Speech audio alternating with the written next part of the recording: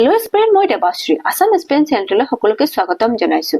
আমি এটা Indian history series start কৰিছো, য'ত আমি এনচিয়েণ্ট হিষ্ট্ৰীৰ পৰা আৰম্ভ কৰি কিনে মিডিভেল হিষ্ট্ৰী, মডাৰ্ণ হিষ্ট্ৰী, এই গোটেই হিষ্ট্ৰীটো আমি পাৰ্ট বাই পাৰ্ট কভাৰ কৰিম। আমি প্ৰথমটো ভিডিঅ' আপলোড কৰিছো যে মানুহৰ বিকাশ কিদৰে হ'ল, এই হিউমেন এভলিউশ্যনটোৰ বিষয়ে আমি পঢ়িছিলো।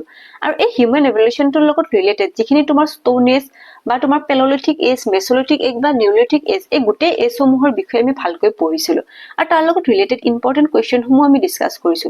তাৰ পিছত নেক্সট আমি পঢ়িছিলো হৰপ্পা সভ্যতা, আৰু এই হৰপ্পা সভ্যতাৰ লগত ৰিলেটেড ইম্পৰ্টেণ্ট ছাইটসমূহ আমি পঢ়িছো। আজি আমাৰ এই ভিডিঅ'টোত মহাজনপদা আৰু আৰ্যনসকলৰ ভাৰতত কিদৰে আগমন হৈছিলে সেই বিষয়ে আমি পঢ়িম। হিন্দু সভ্যতা বা হৰপ্পা সভ্যতা ভাৰত আৰু পাকিস্তানৰ মাজেৰে এই ইণ্ডাছ ৰিভাৰটো বৈ গৈছে, আৰু এই ইণ্ডাছ ৰিভাৰৰ ওচৰে পাজৰে যিখিনি ঠাই আগুৰি আছে, ইয়াতে তোমাৰ হৰপ্পা সভ্যতাৰ লোকসকলে বসতি কৰিছিলে। এই হৰপ্পা সভ্যতাটো আছিলে এক উচ্চ নগৰীয়া সভ্যতা। এই সভ্যতাটো কিদৰে বিলুপ্তি হ'ল সেই বিষয়ে আজিলৈকে তত্ত্ববিজ্ঞানীসকলে সঠিক তত্ত্ব দিব পৰা নাই। কিন্তু এই সভ্যতাটোৰ বিলুপ্তিৰ পিছতে ভাৰতত আৰ্যসকলৰ আগমন হয়, আৰু এই আৰ্যসকলৰ আগমনৰ লগে লগে ভাৰতত বেদিক সভ্যতাৰ জন্ম হয়। আজি আমাৰ এই ক্লাছটোত বেদিক সভ্যতাৰ বিষয়ে আমি পঢ়িম। আৰ্যসকল ভাৰতত আহিছিলে ইৰাণৰ পৰা, আৰু এই আৰ্যসকলে বেদিক সভ্যতাটোৰ আৰম্ভণি কৰে। আৰ্যসকলৰ মুখ্য অৰ্থব্যৱস্থা আছিলে পশুপালন। এই আৰ্য সভ্যতাৰ সময়ত লোহাৰ আৱিষ্কাৰ হৈছিলে। কিন্তু আমি কি পঢ়িছিলো? আমি হিন্দু সভ্যতাৰ সময়ত কিন্তু লোহাৰ আৱিষ্কাৰ হোৱা নাছিলে। হিন্দু সভ্যতাত তোমাৰ ব্ৰঞ্জৰ আৱিষ্কাৰ হোৱাৰ প্ৰমাণ পোৱা গৈছে, কাৰণ সেই সময়ত এটা ব্ৰঞ্জৰ প্ৰতিমূৰ্তি দেখিবলৈ পোৱা গৈছিলে। অৰ্থাৎ তোমাৰ ব্ৰঞ্জৰ ডেন্সিং গেলৰ প্ৰতিমূৰ্তি এটা আমি মহেঞ্জোদাৰোত দেখিবলৈ পাইছিলো। কিন্তু লোহাৰ আৱিষ্কাৰ তোমাৰ হৰপ্পা সভ্যতাত হোৱা নাছিলে। এই লোহাৰ আৱিষ্কাৰ তোমাৰ বেদিক সভ্যতাত পোৱা গৈছে। এই পইণ্টটো মষ্ট ইম্পৰ্টেণ্ট পইণ্ট হয়, সেইকাৰণে মই ধুনীয়াকে এক্সপ্লেইন কৰি কিনে তোমালোকক কৈ আছো। আৰু এই আৰ্যনসকলে তোমাৰ ঘোঁৰাৰ ব্যৱহাৰ কৰিছিলে। ঘোঁৰাৰ প্ৰথমবাৰৰ ব্যৱহাৰ তোমাৰ ক'ত দেখিবলৈ পোৱা গৈছে? এই বেদিক সভ্যতাত। আৰ্যসকলে তোমাৰ যিটো সভ্যতাৰ জন্ম দিছিলে, সেই সভ্যতাটো তোমাৰ বেদিক সভ্যতা বুলি কোৱা হয়। আৰু এই আৰ্যসকল ক'ৰ পৰা আহিছিলে? ইৰাণৰ পৰা আহিছিলে। এই আৰ্যসকলে প্ৰথমবাৰৰ বাবে ঘোঁৰাৰ ব্যৱহাৰ কৰিছিলে। এইবোৰ কিন্তু ইম্পৰ্টেণ্ট পইণ্ট হয় দেই। আৰু এই আৰ্য সভ্যতাটো কি আছিলে? এটা গ্ৰামীণ সভ্যতা আছিলে। ইয়াৰ আগতে আমি কি পঢ়িছিলো? হৰপ্পা সভ্যতা এটা উচ্চ নগৰীয়া সভ্যতা আছিলে। সেই বিষয়ে আমি পঢ়িছিলো। আৰু তাৰে অৰ্থব্যৱস্থা কি আছিলে? কৃষি আৰু পশুপালন। কিন্তু এই বেদিক সভ্যতাটো এটা গ্ৰামীণ সভ্যতা আছিলে। এই বেদিক সভ্যতাটো পঢ়াৰ আগতে আমি প্ৰিভিয়াছ ক্লাছত যিখিনি পঢ়িছো তাৰে এটা ৰিকেপ দি আছো। এইখন মোৰ ইণ্ডিয়ান হিষ্ট্ৰীৰ বুক হয়। ইয়াতে মই গোটেইখিনি নোটছ ধুনীয়াকৈ লিখা আছে। প্ৰথমটো কি আছিলে যে মানৱৰ বিকাশ কিদৰে হ'ল। মানৱৰ বিকাশ কেইবাটাও স্তৰ অতিক্ৰম কৰি কিনে আজিৰে আধুনিক মানৱ আমি দেখিবলৈ পাইছো। প্ৰথমটো স্তৰ কি আছিলে? অষ্ট্ৰেলোপেথিকাছ। এই অষ্ট্ৰেলোপেথিকাছৰ পিছত হোমো হেবিনিয়ান্স দেখিবলৈ পাইছিলো। হোমো হেবিনিয়ান্সৰ পিছত হোমো চেপিয়েন্স। এই হোমো চেপিয়েন্স হৈছে আধুনিক মানৱৰ ৰূপ। এই হোমো চেপিয়েন্সৰ পিছত গোটেই তোমাৰ হিষ্ট্ৰীটো মই ধুনীয়াকৈ তোমালোকক পাৰ্ট বাই পাৰ্ট বুজাইছো। হিষ্ট্ৰীটোক আমি তিনিটা পাৰ্টত ডিভাইড কৰি কিনে গোটেই হিষ্ট্ৰীটো পঢ়ো। এটা হ'ল তোমাৰ এনচিয়েণ্ট হিষ্ট্ৰী, এটা মিডিভেল হিষ্ট্ৰী, আৰু এটা হ'ল তোমাৰ মডাৰ্ণ হিষ্ট্ৰী। এই এনচিয়েণ্ট হিষ্ট্ৰীটোক আমি দুটা পাৰ্টত ডিভাইড কৰি কিনে পঢ়ো। এটা হ'ল তোমাৰ প্ৰি হিষ্ট্ৰী আৰু এটা হ'ল তোমাৰ প্ৰটো হিষ্ট্ৰী। প্ৰি হিষ্ট্ৰী মানে কোনো ধৰণৰ লিখিত স্ক্ৰিপ্ট নাই। প্ৰটো হিষ্ট্ৰী মানে হৈছে কিছুমান লিখিত চিহ্ন বা তোমাৰ স্ক্ৰিপ্ট দেখিবলৈ পাওঁ, কিন্তু সেইবোৰ আমি পঢ়িব নোৱাৰো। অৰ্থাৎ সেইবোৰ ৰিডেবল নহয়। যেনেকে তোমাৰ ইণ্ডাছ ভেলী চিভিলাইজেশ্যনৰ সময়ত যিখিনি তোমাৰ স্ক্ৰিপ্ট আমি পাইছিলো, সেইবোৰ এতিয়ালৈকে পঢ়িব পৰা নাই। সেইবোৰ তোমাৰ প্ৰটো হিষ্ট্ৰী। এই প্ৰি হিষ্ট্ৰীটোক আমি তিনিটা কেটেগৰীত ডিভাইড কৰিছিলো। এটা হ'ল তোমাৰ পেললিথিক এজ, এটা হ'ল তোমাৰ মেছলিথিক এজ, আৰু এটা হ'ল তোমাৰ নিউলিথিক এজ।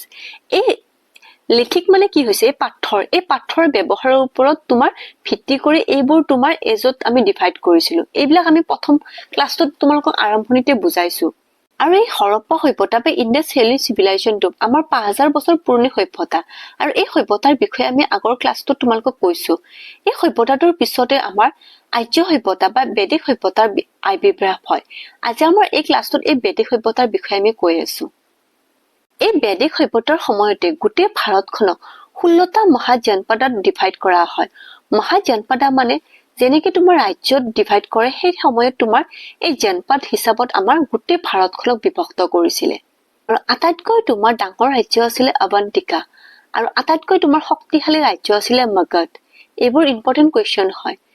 আৰু প্ৰথমবাৰৰ বাবে হাতীৰ ব্যৱহাৰ এই মগধ ৰাজ্যত কৰা হৈছিলে এই 16 মহাজনপদৰ বিষয়ে এখন গ্ৰন্থত তোমাৰ উল্লেখ কৰা আছে আৰু সেই গ্ৰন্থখনৰ নামটো হৈছে অংগুত্তৰ নিকায় এখন ইম্পৰ্টেন্ট বুক হয় মহাজনপদৰ বিষয়ে লিখা আছে অংগুত্তৰ নিকায় এই গোটেই ভাৰতখনক এই 16টা মহাজনপদত ডিভাইড কৰা হৈছিলে আৰু এই মহাজনপদৰ ভিতৰত আছিল অৱন্তিকা উজ্জয়ন মগধ কাশী কৌশলা এইকেইখন আছিল আৰু এই বিন্ধ্যাচল ৰেঞ্জ ক'ত আছিলে তোমাৰ মধ্যপ্ৰদেশৰ এই মধ্যপ্ৰদেশৰ বিন্ধ্যাচল ৰেঞ্জত এই মগধ তোমাৰ আটাইতকৈ শক্তিশালী তোমাৰ ৰাজ্য আছিল কাৰণ গোটেই গছ-গছনিৰে আগুৰা তোমাৰ নেচাৰেলি ভৰপূৰ ৰিসোৰ্স আছে সেইকাৰণে তোমাৰ এই মগধখন চাৰিওফালৰ পৰা তোমাৰ উন্নত আৰু শক্তিশালী ৰাজ্য আছিল এই মগধ ৰাজ্যতে তোমাৰ যুদ্ধত হাতীৰ ব্যৱহাৰ কৰিছিল হাতীৰ প্ৰথমবাৰ ব্যৱহাৰ ক'ত দেখিবলৈ পোৱা যায় মগধ ৰাজ্যত অকমান আগতে আমি কি কলো যে আৰ্যসকলৰ আগমনৰ পৰাই আমাৰ ঘোঁৰাৰ ব্যৱহাৰ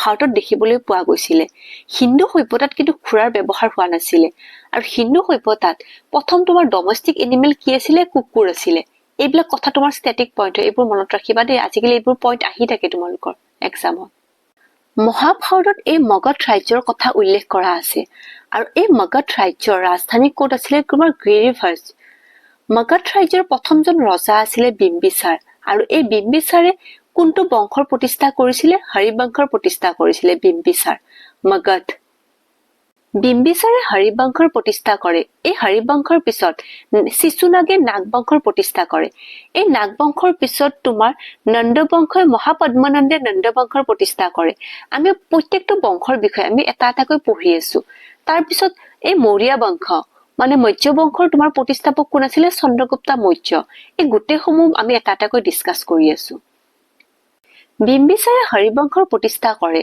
আৰু এই বিম্বিসাৰ আছিল তোমাৰ বৌদ্ধ ধৰ্মৰ অনুৰাগী তেখেতে বৌদ্ধ ধৰ্ম ফলো কৰিছিল এই বিম্বিসাৰৰ মৃত্যুৰ পিছত তেওঁৰ পুত্ৰ আজাতশত্ৰুৰ ৰাজসিংহাসনত বহে আৰু আজাতশত্ৰুৰ মৃত্যুৰ পিছত তেওঁৰ পুত্ৰ উদয়নে ৰজা হয় আৰু এই উদয়নে কি কৰিছিল গংগা নদীৰ পাৰত পাটলিপুত্ৰ নামৰ এখন নগৰ নিৰ্মাণ কৰিছিল এই হৰিবংশৰ বিষয়ে এইখিনি জানিলে তোমালোকৰ মতামতি তোমালোকৰ কমপ্লিট কাৰণ তোমালোকৰ ইমান ডিপলি কোৱেশ্চন নাহে আহিব পাৰে যে হৰিবংশৰ প্ৰতিষ্ঠাপক কোন হয় হৰিবংশৰ প্ৰতিষ্ঠাপক হল তোমাৰ বিম্বিসাৰ আৰু এই পাটলিপুত্ৰ কোনে তোমাৰ এই নগৰখন কোনে প্ৰতিষ্ঠা কৰিছিল তেখেত আছিল উদয়ন আৰু উদয়নৰ পিতৃ কোন আছিল আজাতশত্ৰু আছিল তোমাৰ বিম্বিসাৰৰ পুত্ৰ এইখিনি জানিলে হ'ব তোমালোকৰ হৰিবংশৰ পিছত নেক্সট ডাইনেষ্টিটো আছিল নন্দবংশ মহাপদ্মনন্দই এই নন্দবংশটোৰ প্ৰতিষ্ঠা কৰিছিল সেই সময়ত মেছপটেমিয়াৰ ৰজা সিকান্দাৰে ভাৰত আক্ৰমণ কৰে সিকান্দাৰে যেতিয়া ভাৰত আক্ৰমণ কৰে সেই সময়ত ভাৰতৰ ৰজা আছিল ৰজা পৌৰাজ আৰু এই ৰজা পৌৰাজে সিকান্দাৰক পৰাস্ত কৰে আৰু এই যুদ্ধখন তোমাৰ কি বুলি জনা যায় ভাৰতৰ ইতিহাসত হাইডেন পাছ যুদ্ধ বুলি কোৱা হয় এই হাইডেন পাছ যুদ্ধখন কাৰ মাজত হৈছিল ৰজা সিকান্দাৰ আৰু ৰজা পৌৰাজৰ মাজত হৰিবংশ নন্দবংশ এইবোৰ এনচিয়েন্ট হিষ্ট্ৰী ডাইনেষ্টি হয় আৰু এইবোৰৰ টাইমলাইনটো হৈছে তোমাৰ 4th century তোমালোকে যদি অসমৰ হিষ্ট্ৰীটো পঢ়িছা তেতিয়াহলে গম পাবা যে 4th centuryত আমাৰ অসমত কি ডাইনেষ্টি ৰাজত্ব কৰিছিল দানৱ বংশ আৰু এই দানৱ বংশৰ প্ৰথমজন তোমাৰ প্ৰতিষ্ঠাপক আছিল মহিৰংগ দানৱ এইবোৰ সৰু সৰু পইণ্ট তোমালোকক মই ৰিকল কৰি আছো এই দানৱ বংশৰ পিছত তোমাৰ কোন বংশই ৰাজত্ব কৰিছিল অসমত ভৌমা বংশই ৰাজত্ব কৰিছিল এইবোৰ আমাৰ 4th century কথা কৈ আছো এনচিয়েন্ট হিষ্ট্ৰী আমি কি পঢ়ি আছিলো নন্দবংশৰ বিষয়ে পঢ়ি আছিলো এই নন্দবংশৰ শেষৰজন ৰজা আছিল ঘনানন্দ আৰু এই ঘনানন্দজনক চন্দ্ৰগুপ্ত মৌৰ্যই পৰাস্ত কৰি কিনে এই মৌৰ্য বংশৰ প্ৰতিষ্ঠা কৰে আৰু ঘনানন্দ পৰাস্ত হোৱাৰ লগে লগে নন্দবংশৰ সমাপ্তি হয় চন্দ্ৰগুপ্ত মৌৰ্যৰ গুৰু আছিল চাণক্য এই চাণক্যৰ সহায় লৈ কিনে এই ঘনানন্দক পৰাস্ত কৰে নন্দবংশৰ পিছত আমি নেক্সট এম্পায়াৰ পঢ়িম মৌৰ্য বংশ এই মৌৰ্য এম্পায়াৰৰ বিষয়ে আমি পঢ়িম মৌৰ্য এম্পায়াৰ মৌৰ্য বংশৰ প্ৰতিষ্ঠাপক আছিল চন্দ্ৰগুপ্ত মৌৰ্যৰ গুৰুজনৰ নাম আছিল চাণক্য এই চাণক্যৰ বাস্তৱিক নাম আছিল বিষ্ণুগুপ্ত বা কৌটিল্য এই কৌটিল্যই অৰ্থশাস্ত্ৰখন লিখিছিল কৌটিল্যৰ আন এটা নাম কি আছিল চাণক্যৰ অৰ্থশাস্ত্ৰ এই অৰ্থশাস্ত্ৰখনৰ মূল বিষয়বস্তু আছিল ৰাজনৈতিক কথা অৰ্থাৎ পলিটিকেল তত্ত্বৰ বিষয়ে এই অৰ্থশাস্ত্ৰখনত লিখা আছিল চন্দ্ৰগুপ্তৰ দিনতে চিকেন্দৰৰ কথা আমি ক'ত পঢ়িলো? আমি নন্দবংশৰ টাইমত পঢ়িছিলো। এই চিকেন্দৰে ভাৰত আক্ৰমণ কৰে আৰু চিকেন্দৰক কোনে পৰাস্ত কৰিছিলে? ৰজা পৌৰছে। এই চিকেন্দৰৰ সেনাপতি কোন আছিলে? চেলুকাছ নিকেটৰ। এই চেলুকাছ নিকেটৰে ভাৰত আক্ৰমণ কৰে আৰু চেলুকাছ নিকেটৰৰ এজন ৰাজদূত আছিলে। ৰাজদূতজনৰ নাম আছিলে মেগাস্থেনিছ আৰু এই মেগাস্থেনিছে তোমাৰ ইণ্ডিকা নামৰ কিতাপখন লিখিছিলে। এইবোৰ তোমাৰ মষ্ট ইম্পৰ্টেণ্ট পইণ্ট কৈ আহিছো, তোমালোকে ধুনীয়াকৈ নোট ডাউন কৰি থৈ যাবা। মেগাস্থেনিছৰ ইণ্ডিকা, চেলুকাছ নিকেটৰৰ ৰাজদূত আছিলে। মৌৰ্য বংশৰ মুদ্ৰা আছিলে পৰ্ণ। কইন ইছ্যু কৰিছিলে পৰ্ণ। অকমান আগতে আমি কি পঢ়িলো যে চিকেন্দৰক ৰজা পৌৰাছে হাৰাইছিলে আৰু এই চিকেন্দৰৰ সেনাপতি আছিলে চেলুকাছ নিকেটৰ। এই চেলুকাছ নিকেটৰৰ এজন কন্যা আছিলে, সেই কন্যাজনৰ নাম আছিলে কাৰ্নেলিয়া। এই কাৰ্নেলিয়াৰ লগত চন্দ্ৰগুপ্ত মৌৰ্যই বিবাহ কৰে আৰু বিবাহৰ পিছত এটা পুত্ৰ সন্তান হয় আৰু এই সন্তানটোৰ নাম আছিলে বিন্দুসাৰ। অকমান আগতে যে আমি পঢ়িলো যে হৰিবংশৰ প্ৰতিষ্ঠাপক কোন আছিলে? হৰিবংশৰ প্ৰতিষ্ঠাপক আছিলে তোমাৰ বিম্বিসাৰ। এই বিম্বিসাৰ আছিলে তোমাৰ বুদ্ধ ধৰ্মৰ অনুৰাগী আৰু এইটো হ'ল তোমাৰ বিন্দুসাৰ। তুমি কনফিউজিং নহবা দেই এইবোৰ পইণ্টত। এইটো বিন্দু, এই বিন্দু চন্দ্ৰগুপ্ত মৌৰ্যৰ পুত্ৰজনৰ নাম আছিলে বিন্দুসাৰ আৰু হৰিবংশৰ প্ৰতিষ্ঠাপকজন আছিলে তোমাৰ বিম্বিসাৰ। এইবোৰ তোমালোকে ভালকৈ নোট ডাউন কৰি থৈ যাবা আৰু বাৰ বাৰ ৰিভাইজ কৰি থাকিবা, তেতিয়া কনফিউজিং নহয় তোমালোকৰ। আৰু এই বিন্দুসাৰ কি আছিলে? জৈন ধৰ্মৰ অনুৰাগী আছিলে। এই চন্দ্ৰগুপ্ত মৌৰ্যই জীৱনৰ শেষৰ কালছোৱাত তেখেতে উপবাসে থাকি শ্ৰৱণ বেলগোলাত তেখেতৰ মৃত্যু হয়। চন্দ্ৰগুপ্ত মৌৰ্যৰ পিছত তেখেতৰ পুত্ৰ বিন্দুসাৰ ৰজা হয়। বিন্দুসাৰৰ আন নাম আছিলে বাৰিসাৰ, ভদ্ৰেশ্বৰ। এইবোৰ কিন্তু ইম্পৰ্টেণ্ট পইণ্ট হয় দেই। বাৰিসাৰ বুলি কাক কোৱা হয়, ভদ্ৰেশ্বৰ বুলি কাক কোৱা হয়? এইটো হ'ল বিন্দুসাৰ আৰু বিন্দুসাৰ কোন আছিলে? চন্দ্ৰগুপ্ত মৌৰ্যৰ পুত্ৰ আছিলে। এই বিন্দুসাৰৰ সময়তে তাতশিলাত বিদ্ৰোহৰ আৰম্ভ হয়। তাতশিলাখন কি আছিলে? তাতশিলাতে তোমাৰ এই ইউনিভাৰ্চিটিখন তোমাৰ গঠন কৰা হৈছিলে। তাতশিলা, নালন্দা এইবিলাক তোমাৰ ইউনিভাৰ্চিটি তাতে তোমাৰ গঠন কৰা হৈছিলে। এই তাতশিলাত বিন্দুসাৰৰ সময়ত বিদ্ৰোহ হয়। এই বিদ্ৰোহ দমন কৰিবৰ বাবে বিন্দুসাৰে তেখেতৰ পুত্ৰ অশোকাক তাতশিলালৈ পঠিয়ায়। অশোকে অকল বিদ্ৰোহ দমন কৰাই নহয়, তাৰে প্ৰজাৰ মন জয় কৰিবলৈ সক্ষম হয়। এতিয়া আমি নেক্সট কি ৰজাৰ বিষয়ে পঢ়িম? অশোকৰ বিষয়ে পঢ়িম। হিষ্ট্ৰীত তোমাৰ মষ্ট ইম্পৰ্টেণ্ট ৰজা অশোক। এই অশোকৰ পৰাই তোমাৰ অশোক স্তম্ভ এইবোৰৰ বিষয়ে আমি আৰ্ট এণ্ড কালচাৰত পঢ়িব লাগে যে এই অশোকৰ সময়ৰ পৰাই এই তোমাৰ আৰ্ট এণ্ড কালচাৰটো তোমাৰ সমৃদ্ধি হবলৈ ধৰে। অশোক আছিলে মৌৰ্য বংশৰ আটাইতকৈ শক্তিশালী আৰু প্ৰভাৱশালী ৰজা আছিলে, ৰজা অশোক। অশোকৰ আন এটা নাম আছিলে দেৱনাম প্ৰিয়া। চন্দ্ৰগুপ্ত আৰু চন্দ্ৰগুপ্তৰ পুত্ৰ বিন্দুসাৰ আছিলে জৈন ধৰ্মৰ অনুৰাগী, কিন্তু অশোকে বুদ্ধ ধৰ্ম ফলো কৰিছিলে। অশোক আছিলে বুদ্ধ ধৰ্মৰ অনুৰাগী। অশোকৰ দিনতে শিলালিপিসমূহৰ প্ৰচাৰ বৃদ্ধি হবলৈ ধৰিছিলে আৰু এই অশোকৰ শিলালিপিসমূহ প্ৰথম অনুসন্ধান কৰিছিলে 1750 চনত ফেন্থলিয়ে। 1837ত জেমছ প্ৰেন্সিপে অশোকৰ শিলালিপিসমূহ প্ৰথমতে পঢ়িছিলে। অশোকৰ শিলালিপিসমূহ পঢ়া প্ৰথমজন ব্যক্তি আছিলে জেমছ প্ৰেন্সিপ। এইবোৰ কিন্তু ইম্পৰ্টেণ্ট পইণ্ট হয়। অশোক আছিলে তোমাৰ মৌৰ্য বংশৰ শেষৰজন ৰজা। এই অশোকৰ পিছতে তোমাৰ নেক্সট ডাইনেষ্টিটো হৈছে গুপ্ত ডাইনেষ্টি।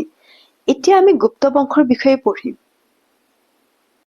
মোৰ এই ইণ্ডিয়ান হেণ্ডৰিটেন নোটছখনত ইয়াতকৈও বেছিকে মই ধুনীয়াকৈ ডিটেইলছত লিখি থৈ দিছো। এতিয়া অশোকৰ বিষয়ে মই সেইখিনিত মানে থুলমূলকৈ তোমাক কৈছো যে ইয়াতকৈ ডিটেইলছত যদি কাৰোবাক জানিব বিচাৰে তেতিয়াহ'লে মোক কমেণ্ট কৰিবা, মই ধুনীয়াকৈ আকৌ বুজাই দিম যে অশোকে এই কলিংগা যুদ্ধখনৰ পিছতে বুদ্ধ ধৰ্মৰ অনুৰাগী হৈছিলে। অশোকৰ আন এটা নাম আছিলে দেৱনাম প্ৰিয়া, প্ৰিয়াদৰ্শিনী, বুদ্ধাশ্ৰম, চন্দ্ৰৱৰ্তী সম্ৰাট। এইবোৰ তোমাৰ অশোকৰ তোমাৰ নাম আছিলে। মৌৰ্য বংশৰ পিছত নেক্সট ডাইনেষ্টি হৈছিলে গুপ্ত বংশ আৰু এই গুপ্ত বংশৰ প্ৰতিষ্ঠাপক আছিলে শ্ৰীগুপ্ত। শ্ৰীগুপ্তৰ মৃত্যুৰ পিছত তেখেতৰ পুত্ৰ প্ৰথম চন্দ্ৰগুপ্ত ৰজা হয় আৰু প্ৰথম চন্দ্ৰগুপ্তই লিচ্ছভিলীৰ ৰাজকুমাৰীৰ লগত বিয়া হয় আৰু বিয়া হোৱাৰ পিছত এটা পুত্ৰ সন্তানৰ জন্ম হয় আৰু সেই সন্তানটোৰ নাম আছিলে সমুদ্ৰগুপ্ত। আমাৰ ইণ্ডিয়ান হিষ্ট্ৰীটোৰ লগত যদি আমাৰ অসমৰ হিষ্ট্ৰীটো তুলনা কৰো, আমাৰ অসমৰ এনচিয়েন্ট হিষ্ট্ৰীত এটা বংশ আছিলে, সেই বংশটো আছিলে তোমাৰ বৰ্মন বংশ আৰু বৰ্মন বংশৰ তোমাৰ প্ৰতিষ্ঠাপক কোন আছিলে? পুষ্প বৰ্মন। এই পুষ্প বৰ্মন তোমাৰ এই সমুদ্ৰগুপ্তৰ সমসাময়িক আছিলে। আমাৰ অসমৰ বৰ্মন বংশৰ প্ৰতিষ্ঠাপক বুলি যে কলো পুষ্প বৰ্মন, এই পুষ্পবৰ্মনে এই সমুদ্ৰগুপ্তক অতি তোমাৰ বেছিকৈ অনুসৰণ কৰিছিলে। এই পুষ্পবৰ্মনে সেইকাৰণে এই সমুদ্ৰগুপ্ত ইমান ভাল পায় যে তেখেতৰ নিজৰ পুত্ৰৰ নামে তোমাৰ সমুদ্ৰবৰ্মন ৰাখি থৈ দিলে। সেইকাৰণে তোমাৰ কি হয়, পুষ্পবৰ্মনৰ পিছত আমাৰ নেক্সট ৰজাজন কোন আছিলে তোমাৰ সমুদ্ৰবৰ্মন। আৰু এই সমুদ্ৰবৰ্মন তোমাৰ এই সমুদ্ৰগুপ্তৰ নামটোৰ পৰাই প্ৰভাৱিত হৈ কিনে তেখেতৰ নাম তোমাৰ সমুদ্ৰবৰ্মন ৰাখি থলে। সমুদ্ৰগুপ্তক the Napoleon of the India বুলি কোৱা হয়। সমুদ্ৰগুপ্তই মুদ্ৰাৰ ওপৰত নৃত্য কৰি থকা প্ৰতিমূৰ্তি অংকন কৰিছিলে। অৰ্থাৎ যেতিয়া কইনটো ইছ্যু কৰিছিলে তেতিয়া নৃত্য কৰি থকা ডেন্সিং গাৰ্লৰ প্ৰতিমূৰ্তি অংকন কৰিছিলে সমুদ্ৰগুপ্তই। আৰু সমুদ্ৰগুপ্তৰ পুত্ৰজনৰ নাম আছিলে বিক্ৰমাদিত্য।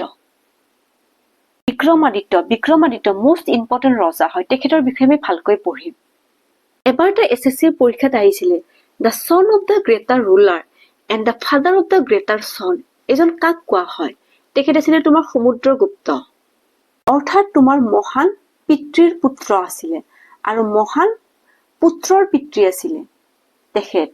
ভাৰতৰ ইতিহাসত মহান ৰজা আছিলে চন্দ্ৰগুপ্ত। আৰু চন্দ্ৰগুপ্তৰ কথা কব নালাগে, তাৰ উপৰি তোমাৰ বিক্ৰমাদিত্য, এই বিক্ৰমাদিত্যক তোমাৰ দ্বিতীয় চন্দ্ৰগুপ্ত বুলি কোৱা হয়। এই দুজন তোমাৰ মহান ৰজা আছিলে। ভাৰতৰ ইতিহাসত বিক্ৰমাদিত্যক দ্বিতীয় চন্দ্ৰগুপ্ত বা চন্দ্ৰগুপ্ত II বুলি জনা যায়। আৰু ভাৰতত পোন প্ৰথমবাৰৰ বাবে চিলভাৰ কইন ইছ্যু কৰা ৰজাজন আছিলে এই বিক্ৰমাদিত্য। চন্দ্ৰগুপ্ত দ্বিতীয়ৰ ৰাজসভাত মহান 9জন পণ্ডিত বহিছিলে আৰু সেই মহান 9 পণ্ডিতক তোমাৰ নৱৰত্ন বুলি কোৱা হয়। এই নৱৰত্নৰ ভিতৰত কালিদাস, বৰাক মিহিৰ, আৰ্যভট্ট এইকেইজন তোমাৰ নৱৰত্ন আছিলে, 9টা ৰত্ন। আৰ্যভট্ট আছিলে এজন ভৌগোলিক আৰু গণিতজ্ঞ। আৰ্যভট্টৰ তোমাৰ কিতাপখন আছিলে সূৰ্য সিদ্ধান্ত। তেখেতে সূৰ্য সিদ্ধান্ত ৰচনা কৰিছিলে আৰ্যভট্টে। কালিদাসৰ মেঘদূত, কুমাৰ সংঘম এইবোৰ ৰচনা কৰিছিলে। বিক্ৰমাদিত্যক চন্দ্ৰগুপ্ত নিধি বুলিও কোৱা হয়। বিক্ৰমাদিত্যৰ শাসনৰ কালছোৱাক ভাৰতৰ ইতিহাসৰ স্বৰ্ণযুগ বুলি কোৱা হয়। ইণ্ডিয়ান হিষ্ট্ৰীৰ গল্ডেন এৰা বুলি কোৱা হয়। বিক্ৰমাদিত্যৰ মৃত্যুৰ পিছত তেখেতৰ পুত্ৰ কুমাৰগুপ্ত ৰজা হয়। বিক্ৰমাদিত্যৰ লগত ৰিলেটেড আৰু বহুতখিনি পইণ্ট আছে, কিন্তু মই যিখিনি মেইন ইম্পৰ্টেণ্ট পইণ্ট হয় সেইখিনি কভাৰ কৰিছো। নালন্দা বিশ্ববিদ্যালয়খন স্থাপন কৰিছিলে কুমাৰগুপ্তই। মোষ্ট ইম্পৰ্টেণ্ট পইণ্ট হয়। নালন্দা বিশ্ববিদ্যালয়খন কোনে স্থাপন কৰিছিলে? কুমাৰগুপ্ত। আৰু এই কুমাৰগুপ্ত আছিলে তোমাৰ বিক্ৰমাদিত্যৰ পুত্ৰ। কুমাৰগুপ্তৰ পিছত নেক্সট ৰুলাৰজন আছিলে ইস্কন গুপ্ত। আৰু এই ইস্কন গুপ্তই ভাৰতত আটাইতকৈ বেছি তোমাৰ কৃত্ৰিম ডেমৰ নিৰ্মাণ কৰিছিলে। আৰ্টিফিচিয়েল জিলকা নিৰ্মাণ এই ইস্কন গুপ্তই কৰিছিলে। Most important point. আৰু এই ইস্কন গুপ্তৰ পিছত নেক্সট তোমাৰ ৰজাজন আছিলে ভানুগুপ্ত। আৰু ভানুগুপ্ত হল তোমাৰ গুপ্ত বংশৰ শেষৰজন ৰজা। এই ভানুগুপ্তৰ পিছত গুপ্ত বংশৰ তোমাৰ পতন হয়।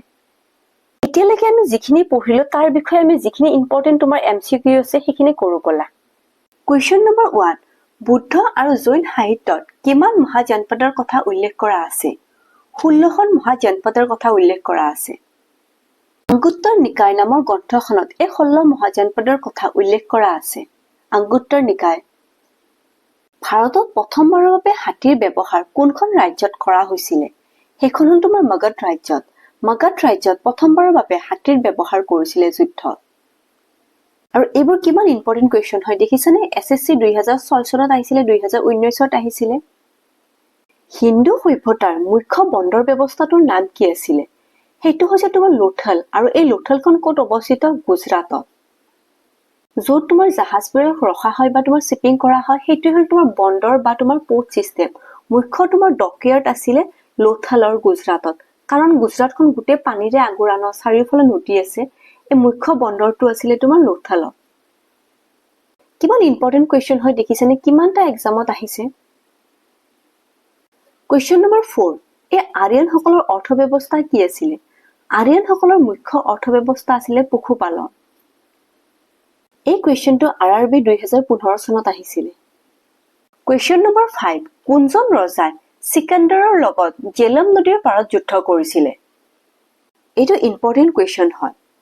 নন্দবংশৰ ৰাজত্ব কালত এই মেচডোনিয়াৰ ৰজা সিকান্দাৰে ভাৰত আক্ৰমণ কৰে। আৰু ভাৰত যেতিয়া তেখেতে আক্ৰমণ কৰিছিলে সেই সময়ত এতিয়া বৰ্তমান পাকিস্তানৰ পাঞ্জাবত ৰজা পৌৰছে ৰাজত্ব কৰিছিলে। আৰু এই ৰজা পোৰাছে সিকান্দাৰক বাধা দিয়ে আৰু তেওঁৰ লগত এখন যুদ্ধ কৰে জেলাম নদীৰ পাৰত আৰু এই যুদ্ধখনক ভাৰতৰ ইতিহাসত হাইডেন পাছ যুদ্ধ বুলি কোৱা হয় মোষ্ট ইম্পৰ্টেন্ট কুৱেশ্যন ৰজা পোৰাছ আৰু সিকান্দাৰৰ মাজত হৈছিল যেতিয়া তোমালোকক মই হিন্দু সভ্যতাটো পঢ়াইছিলো এই হিন্দু সভ্যতাৰ এই ইন্দাস ৰিভাৰটো পঢ়াওতে এই ইন্দাস ৰিভাৰৰ লগত ৰিলেটেড যিখিনি তোমাৰ ট্ৰিবিউটৰী আছে যেনে জেলাম চেনাব ৰাভি সতলুজ বিয়াস এই ট্ৰিবিউটৰী সমূহ তোমাক মেপৰ জৰিয়তে বুজাইছিলো এতিয়া বৰ্তমান তোমাৰ পাকিস্তানত এই ইন্দাস জেলাম চেনাব এইখন তোমাৰ পাকিস্তানত প্ৰৱেশ কৰিছে এইখন নদী আৰু বিয়াস আৰু সতলুজ এইখন আমাৰ ভাৰতত আছে এই মেচেডোনিয়া অৰ্থাৎ ইৰাণৰ পৰা সিকান্দাৰে ভাৰতলৈ প্ৰৱেশ কৰিছিল এই ভাৰতত প্ৰৱেশ কৰাৰ সময়ত এতিয়া তোমাৰ পাকিস্তানৰ পাঞ্জাব হয় এই পাকিস্তানৰ পাঞ্জাবত ৰজা পোৰাছে ৰাজত্ব কৰিছিল এই ৰজা পোৰাছৰ লগত সিকান্দাৰৰ এই যুদ্ধ হয় জেলাম নদীৰ পাৰত এখন তোমাৰ জেলাম নদী এই জেলাম নদীৰ পাৰত এই যুদ্ধখনক তোমাৰ হাইডেন পাছ যুদ্ধ বুলি কোৱা হয় এইখিনিতে তোমাৰ হৈছিল বিন্দুসাৰৰ ৰাজত্ব কালত কোনখন ঠাইত অশান্তিৰ পৰিস্থিতি দেখিবলৈ পোৱা গৈছিল তৎশিলা এই বিন্দুসাৰ কোন হয় বিন্দুসাৰ হৈছে তোমাৰ চন্দ্ৰগুপ্ত মৌৰ্যৰ পুত্ৰ আৰু চন্দ্ৰগুপ্ত মৌৰ্য আছিল মৌৰ্য বংশৰ প্ৰতিষ্ঠাপক চন্দ্ৰগুপ্ত মৌৰ্যই বিন্দুসাৰক এই তৎশিলাৰ অশান্তিৰ পৰিস্থিতিসমূহ ঠিক কৰিবৰ বাবে পঠিয়ায় এই বিন্দুসাৰে তাৰে পৰিস্থিতিসমূহ ঠিক কৰাৰ উপৰিও তাৰে প্ৰজাৰ মন জয় কৰিবলৈ সক্ষম হয় চন্দ্ৰগুপ্তই জীৱনৰ শেষৰ কালছোৱা ক'ত অতিবাহিত কৰিছিল চন্দ্ৰগুপ্তৰ জীৱনৰ শেষৰ কালছোৱা উপবাসে থাকি সবন বেলগোলাত অতিবাহিত কৰিছিল আৰু তাতে তেওঁৰ মৃত্যু হয় দেৱনাম প্ৰিয়া বুলি কাক জনা যায় দেৱনাম প্ৰিয়া বুলি অশোকক জনা যায় অশোকৰ আন এটা নাম হ'ল দেৱনাম প্ৰিয়া অশোক আছিল তোমাৰ বিন্দুসাৰৰ পুত্ৰ আৰু বিন্দুসাৰ আছিল তোমাৰ চন্দ্ৰগুপ্ত মৌৰ্যৰ পুত্ৰ অৰ্থাৎ তোমাৰ এই অশোক হ'ল তোমাৰ মৌৰ্য বংশৰ এজন শক্তিশালী আৰু প্ৰভাৱশালী ৰজা অশোকৰ পিতৃ আছিল তোমাৰ বিন্দুসাৰ আৰু বিন্দুসাৰৰ আন নাম কি আছিল তোমাৰ বাদিসাৰ ভদ্ৰসাৰ এইবোৰ তোমাৰ আন নাম আছিল বিন্দুসাৰৰ কথাবোৰ যাতে তোমালোকৰ মনত ৰৈ যায় সেইবাবে মই একেটা কুৱেশ্যনৰ লগত ৰিলেটেড যিখিনি ইম্পৰ্টেন্ট পইণ্ট থাকে তোমালোকক টানি টানি আনি কৈ থাকো যাতে সেইখিনি তোমালোকৰ মনত ৰৈ যায় কাক বিক্ৰমাদিত্য বুলি কোৱা হয় বিক্ৰমাদিত্য বুলি চন্দ্ৰগুপ্ত নিধিক কোৱা হয় আৰু এই বিক্ৰমাদিত্য কোন আছিল বিক্ৰমাদিত্য আছিল তোমাৰ সমুদ্ৰগুপ্তৰ পুত্ৰ বিক্ৰমাদিত্যৰ আন এটা নাম আছিল তোমাৰ দ্বিতীয় চন্দ্ৰগুপ্ত এই গুপ্ত বংশৰ শক্তিশালী ৰজা আছিল তোমাৰ প্ৰথম চন্দ্ৰগুপ্ত আৰু প্ৰথম চন্দ্ৰগুপ্তৰ পিছত তেখেতৰ পুত্ৰ আছিল সমুদ্ৰগুপ্ত আৰু সমুদ্ৰগুপ্তৰ পুত্ৰ আছিল তোমাৰ বিক্ৰমাদিত্য আৰু এই বিক্ৰমাদিত্যক তোমাৰ দ্বিতীয় চন্দ্ৰগুপ্ত বুলিও কোৱা হয় বা তোমাৰ চন্দ্ৰগুপ্ত নিধি বুলিও কোৱা হয় আৰু সমুদ্ৰগুপ্তক ভাৰতৰ নেপোলিয়ন বুলি কোৱা হৈছিল এইবোৰ তোমাৰ ষ্টেটিক পইণ্ট হয় অশোকৰ শিলালিপিসমূহ আৱিষ্কাৰ কৰা ইংৰাজজন কোন আছিল সেইজন আছিল তোমাৰ ফেন্থলে তোমাৰ অশোকৰ শিলালিপিসমূহ আৱিষ্কাৰ কৰিছিল আৰু অশোকৰ শিলালিপিসমূহ প্ৰথম কোনে পঢ়িছিল সেইটো কোৱেশ্যন আহি থাকে সেইটো হ'ল তোমাৰ জেমছ প্ৰিন্সিয়ে তোমাৰ এই অশোকৰ শিলালিপিসমূহ পঢ়িছিল দেখিছেনে কিমান ইম্পৰ্টেন্ট কুৱেশ্যন হয় কেইবাৰ এক্সামত আহিছে শিলালিপি আৱিষ্কাৰ কৰিছিল ফেন্থল ফাহিয়ান কোন ৰজাৰ ৰাজত্বকালত আহিছিল ভাৰতত চন্দ্ৰগুপ্ত নিধিৰ সময়ত ফাহিয়ান ভাৰতত আহিছিল এই চন্দ্ৰগুপ্ত নিধিক তোমাৰ দ্বিতীয় চন্দ্ৰগুপ্ত বুলিও কোৱা হয় মেঘদূত কোনে ৰচনা কৰিছিল কালিদাসে মেঘদূতখন ৰচনা কৰিছিল কাক ভাৰতৰ নেপোলিয়ন বুলি কোৱা হয় সমুদ্ৰগুপ্তক ভাৰতৰ নেপোলিয়ন বুলি কোৱা হয় অশোকৰ শিলালিপি পঢ়া প্ৰথমজন ইংৰাজ কোন আছিল অলপ আগতে যে ক'লো জেমছ প্ৰিন্সিপে তোমাৰ প্ৰথমজন ব্যক্তি যিয়ে তোমাৰ অশোকৰ শিলালিপিসমূহ পঢ়িছিল আৰু আৱিষ্কাৰ কৰিছিল তোমাৰ ফেন্থলি বৰাক মিহিৰ কোন আছিল বৰাক মিহিৰ আছিল তোমাৰ এজন ভৌগোলিক বৈজ্ঞানিক মৌৰ্য বংশৰ পিছত কোনটো ডাইনেষ্টি ৰাজত্ব কৰে এই মৌৰ্য বংশৰ পতনৰ পিছত গুপ্তা বংশ ৰাজত্ব কৰে আৰু গুপ্তা বংশৰ প্ৰতিষ্ঠাপক কোন আছিল শ্ৰীগুপ্তা কাক লিচভিনি দহিতা বুলি কোৱা হয় সমুদ্ৰগুপ্ত প্ৰথম চন্দ্ৰগুপ্তই লিচভিনি ৰাজকুমাৰীৰ লগত বিয়া কৰায় আৰু লিচভিনি ৰাজকুমাৰীৰ লগত বিবাহৰ পিছত তেওঁলোকৰ এটা পুত্ৰ সন্তান জন্ম হয় তেখেতৰ নাম আছিল সমুদ্ৰগুপ্ত সেইবাবে সমুদ্ৰগুপ্তক লিচভিনি দহিতা বুলিও কোৱা হয় সমুদ্ৰগুপ্ত ইণ্ডিকা বুকখন কোনে ৰচনা কৰিছিল মেগাস্থেনিছৰ ইণ্ডিকা কোনখন গ্ৰন্থত আদিম ভাৰতৰ 16 মহাজনপদৰ কথা বৰ্ণনা কৰা হৈছে সেইটো হ'ল তোমাৰ অংগুত্তৰ নিকায় অকমান আগতে যে মই কৈছিলো আংগুত্তৰ নিকায়ত এই 16 মহাজনপদৰ কথা উল্লেখ কৰা আছে আৰু এইখন হ'ল তোমাৰ বৌদ্ধ গ্ৰন্থ নিম্নলিখিত মগধ ৰাজ্যসমূহ ক্ৰম অনুযায়ী লিখা এই মগধ ৰাজ্যৰ প্ৰথমটো বংশ কি আছিল হৰিবংশ হৰিবংশৰ পিছত আছিল তোমাৰ নাগ বংশ নাগ বংশৰ পিছত আছিল তোমাৰ নন্দ বংশ আৰু নন্দ বংশৰ পিছত শেষত আছিল তোমাৰ মৌৰ্য বংশ অৰ্থাৎ তোমাৰ অপচন বি 4213 আজি আমাৰ এই ক্লাছটোত কি পঢ়িলো এই ক্লাছটোত আমি এনচিয়েন্ট ইণ্ডিয়াৰ মগধ ৰাজ্যৰ বিষয়ে পঢ়িলো আৰু এই মগধ ৰাজ্য হৈছে তোমাৰ মহাজনপদৰ 16টা মহাজনপদৰ আটাইতকৈ শক্তিশালী ৰাজ্য আৰু এই মগধ ৰাজ্যৰ প্ৰথমটো তোমাৰ বংশ আছিল হৰিবংশ এই হৰিবংশৰ বিষয়ে আমি পঢ়িলো তাৰ পিছত আছিল তোমাৰ শিশুনাগ বংশ এই শিশুনাগৰ বিষয়ে পঢ়িছো নন্দ বংশ মৌৰ্য বংশ আৰু গুপ্ত বংশৰ বিষয়ে আমি ধুনীয়াকৈ পঢ়িলো এইদৰে মই এনচিয়েন্ট ইণ্ডিয়ান হিষ্ট্ৰীটো সিৰিয়ালি তোমালোকক চেপ্টাৰ ৱাইজ পঢ়াই গৈ থাকিম আৰু মোৰ লগত এইদৰে জড়িত হৈ থাকিবা আৰু মোৰ চেনেলটোক সাবস্ক্ৰাইব লাইক আৰু কমেন্ট কৰি থাকিবা আৰু কিবা যদি তোমালোকৰ ডাউট বা কনফিউজন থাকে তেতিয়াহলে মোক কমেন্ট কৰিবা আৰু এটা কথা তোমালোকক কৈছো যে এনচিয়েন্ট হিষ্ট্ৰীটো আমি যেতিয়া পঢ়িম তেতিয়া সন ডেট তাৰিখতকৈ আমাৰ কোনজন ৰজাৰ লগত কাৰ কি যুদ্ধ হৈছিল সেইবোৰৰ ওপৰত কোৱেশ্চন বেছিকৈ আহে সো তোমালোকে সেইটোৰ ওপৰত বেছিকৈ ফোকাস কৰিবা আৰু আজিলৈকে মোৰ ভিডিওটো ইয়াতে সমাপ্ত কৰিছো